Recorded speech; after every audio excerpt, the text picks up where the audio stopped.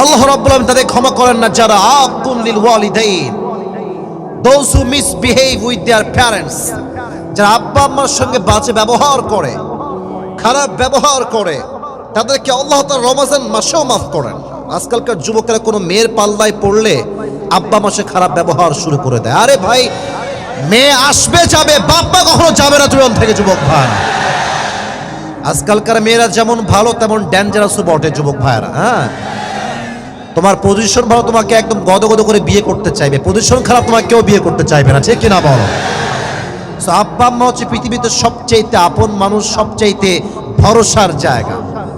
সূরাতু Boni Israel, Allah subhanahu wa ta'ala says in this ayah, وَقَضَى رَبُّكَ أَلَّا تَعْبُدُوا إِلَّا إِيَّاهُ وَبِالْوَالِدَيْنِ إِحْسَانًا. Your Lord has decreed you will worship no one but him.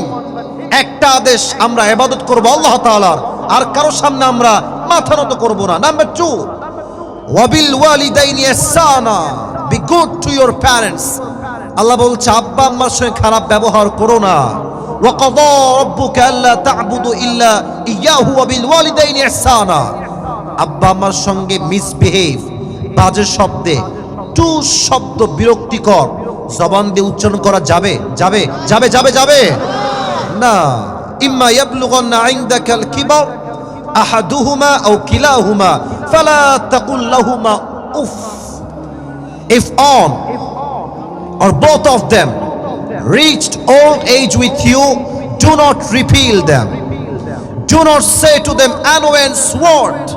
তোমার আব্বা এবং মা তার মাঝে কেউ যদি বৃদ্ধ হয়ে যায়, খবরদার উফ শব্দ বলো না, বিরক্তিকর শব্দ বলো না। ওয়াকুল লাহুমা কাওলান কারীমা, speak to them with noble words, বিনয়ের সাথে কথা বলো, দয়ার সাথে কথা বলো।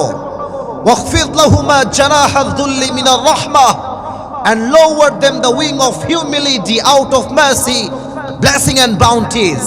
আব্বা আমার সামনে বিনয়ের ডানা বিছিয়ে দাও। এবং যখন তারা মারা যায় তোমরা সকলে একটা দোয়া পাঠ করো, আমার সঙ্গে পাঠ করবে সবাই, সবাই বলেন সবাই, রব্বির হামহুমা।